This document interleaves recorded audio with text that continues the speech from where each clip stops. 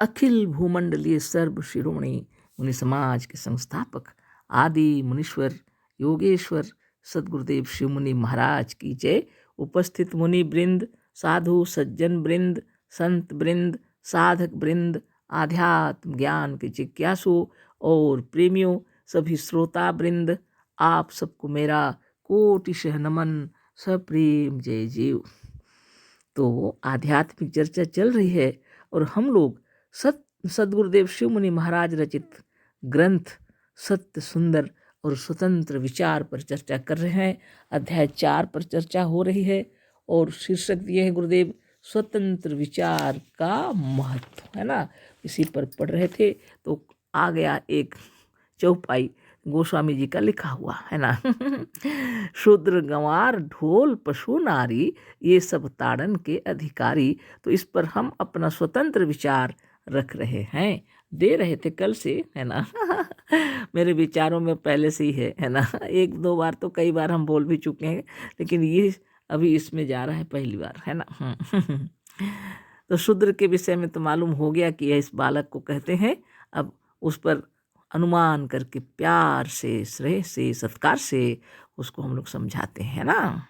तो भविष्य उसका बहुत उज्जवल और सुंदर होता है। ऐसा बालक कभी झूठ नहीं बोलता, है ना, चोरी नहीं करता, किसी को नहीं सताता, है ना। शुद्ध स्वच्छ और निर्मल विचार उत्पन्न हो जाते हैं। माता पिता के प्रेम की छाँव में जो बालक उन्नति के शिखर पर आगे बढ़ता है, उसके हृदय में स्वतः ही यम नियम ऑटोमेट मैंने स्वतः ही पालन करने लगता है। वो ऐसा हो जाता है। माँ बाप के अंदर ऐसी संस्कार हैं जो उसके अंदर में पहुँच जाते हैं ना। अहिंसा, सत्य, अस्ति, ब्रह्मचर्य, अपरिग्रह, शौच, संतोष, तप, स्वाध्याय, ईश्वर प्रणिधान, उससे वो अपने आप के अंदर में महसूस करता है और ऐसा ही जीवन जीता है वह, है ना, शुद्ध रूप होकर, है ना। इसलिए यह साधारण बात नहीं है। बालक को सच्चा ज्ञान देना है अगर आपको, तो बचपन से उसके हृदय को समझते हुए और अपने अंदाज करके अपने आप में कैसे करें, क्या बोलें, इस तरह शिक्षा देना पड़ता है ना। जीवन उज्जवल हो जाता है। अब गंवार आ गया आपके आगे, है ना। मान लीजिए कि आप एक योग शिक्षक हैं या योगाचार्य हैं, यानी योग विद्या आप अगर बतलाना चाहते हैं, लेकिन ऐसा व्यक्ति आ गया आपके सामने जो तीव्र बुद्धि नहीं उसके पास, है ना, समझदारी की कमी है और शीघ्र समझता भी नहीं, तो आपको बहुत धैर्य की आवश्यकता पड़ेगी, है ना। सहन शक्ति आपके अंदर अपार होनी चाहिए।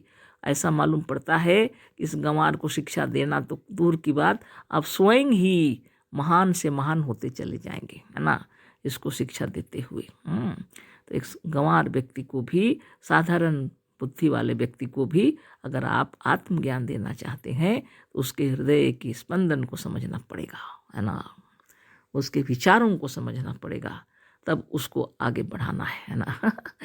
आपके अंदर अगर ऐसा ज्ञान है तो आप उसको भी महान बना सकते हैं।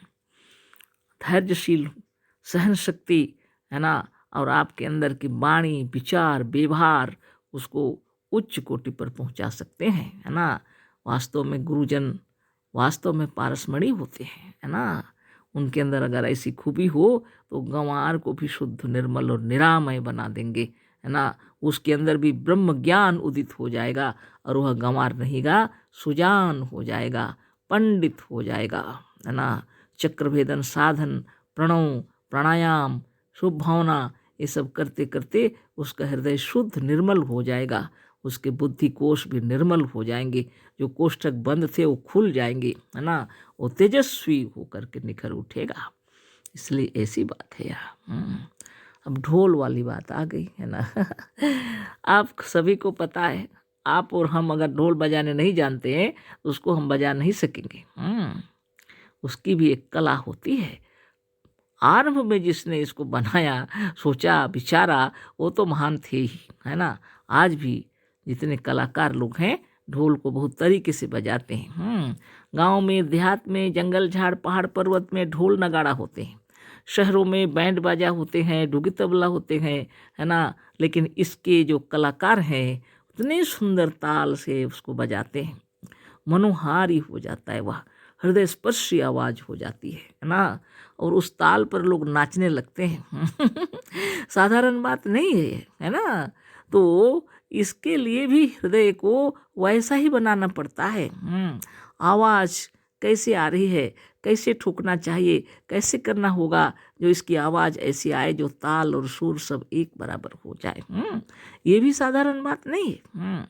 इसके जो कलाकार होते हैं, इसके जो मर्मज्ञ होते हैं, वो इसकी आवाज़ से लोगों को नचा सकते हैं। नहीं तो फिर ऐसी आवाज़ आएगी कि आप परेशान हो जाएंगे, है ना। इसके भी कला होते है ना। ये बहुत बड़ी बात है। सोच लीजिए, विचार कर लीजिए, क्या कहे हैं तुलसीदास जी, गोस्वामी तुलसीदास जी। स्वयं वो गो मन इंद्रियाँ होती हैं, स्वामी माने मालिक। जो गो स्वामी है, जो इंद्रियों के मालिक हैं, तो स्वयं आत्मा को कहा गया है ना। और आत्मा के बारे में जिसको ने ज्ञान था, इसलिए उन्होंने यह ग्रंथ की रचना की है। और उन्होंने बतलाया कि ढोल एक साधारण तत्व है, वास्तव में यह एक जड़ तत्व है। लेकिन उस जड़ तत्व को भी अपने संपर्क में रख करके और उसको अच्छे तरीके से अगर बजा रहे हैं, तो वो भी जीवित तत्व के अंदर प्रभाव डाल रहा है।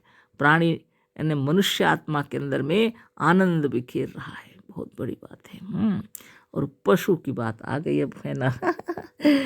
पशु तो हम लोग, पशुपालन है ही जगह जगह। तो गाय तो सबको पता ही है। गाय बैल भैंस रखते हैं हम लोग, है ना। लेकिन इनके जो मालिक हैं, उनके हृदय की बातों को आप परख लीजिए, है ना। उन्होंने जो नौकर चाकर भी रखे हैं, तो उनको भी वो शिक्षा देते हैं कि दिन रात अच्छे तरीके से उसको भोजन पान कराओ, ताकि वो स्वस्थ और निरोग रहे। और हमारे कार्य जो हैं, पहले खेती बाड़ी होती थी, आज भी हो रहा है गांव देहात में ना, पशुओं को लेकर के काम करते हैं, बैलों को लेकर के। और माने जरूरी है ये सब। तो इनको जो शिक्षा देते हैं, तो इनको तो पढ़ाई लिखाई है नहीं, है ना। तो इनको खाना पीना हमेशा ख्याल रखते हैं। जो उनको अच्छे तरीके से देखभाल करते हैं, उनके पशु भी बहुत आनंद स्वरूप रहते हैं, और अपने माने जो सेवा करते हैं उसको पहचानते भी हैं, है ना। बहुत बड़ी बात है। पशुओं के ऊपर भी प्रभाव पड़ता है। किसका? जिसके हृदय में स्पंदन है प्रेम का, है ना। वो अपने प्रेम की भावनाओं से एक पशु को भी सुंदर व्यक्तित्व के साथ उसकी देख करते हैं, तो पशु भी उनके हृदय को पहचान लेता है। बहुत बड़ी बात है। और फिर रह गया नारी, है ना। नारी को तो सकल सृष्टि नमन करती है। शक्ति की अधिष्ठाता मानते हैं सब लोग। और बहुत बड़ी शक्ति है उसके अंदर, वास्तव में ना सकल सृष्टि की रचयिता है। उस नारी को मारपीट करने की बात कभी हो ही नहीं सकती। उसके अंदर में इतनी कोमलता होती है ना। वो सब वेद वेदांत लिख करके लोगों ने बताया। और यदि वह नाराज हो जाए, तो दुर्गा का रूप, चंडी का रूप, काली का रूप ले लेती है। तो दुर्गा, काली, चंडी ये सब की भी पूजा करते हैं लोग, है ना। लेकिन जो योगी लोग होते हैं सच्चे, है ना, जो यम नियम का पालन करते हैं, अष्टांग योग का पालन करते हैं, उनके लिए नारी भी शक्ति स्वरूप बिना हो जाती है ना। तो योगियों को सुंदर विचार रखना चाहिए। ये मारपीट का सवाल नहीं, स्नेह का सवाल है, प्रेम का सवाल है ना। भावनाओं को समझने की बात आ जाती है। नारी के अंदर एक ऐसी शक्ति होते हुए भी उसके अंदर में एक और भी बात होती है, अपने से कुछ नहीं कहती है वह, है ना। अनादि काल से चला आ रहा है, और मुझे तो लगता है अनंत काल तक चलेगा, है ना। नारी के अपने हृदय की बातें कहने की ताकत उसके अंदर रहते हुए भी नहीं कहती है। वो सकल विश्व की सृष्टि करता है, वह वास्तव में संभालने की सारी ताकत है उसके अंदर में, लेकिन वह कभी अपने विचारों को व्यक्त नहीं करती है। तो जो नारी ऐसी स्थिति में है, और वो अगर कभी शादी विवाह कर ले, तो उसके पति को बहुत विद्वान होना चाहिए, है ना। जिसके पतिदेव विद्वान है, उसके परिवार सुख शांति से चलता है। इसी बात को गोस्वामी जी बतला रहे हैं ना। नारी की भावनाओं की कद्र करनी चाहिए, है ना। बहुत बड़ी बात है। योगी हों, योगाचार्य हों, आप कितने भी महान हों, अगर आप स्त्री जाति को सम्मान देते हैं तो पृथ्वी में आपकी जय जयकार होगी, है ना। और नहीं तो आपकी कोई महिमा नहीं रहेगी, है ना। इसलिए नारी को सम्मान देना चाहिए वास्तव में। जैसे स्वामी विवेकानंद जो आए, है ना। बाप रे क्या बात है।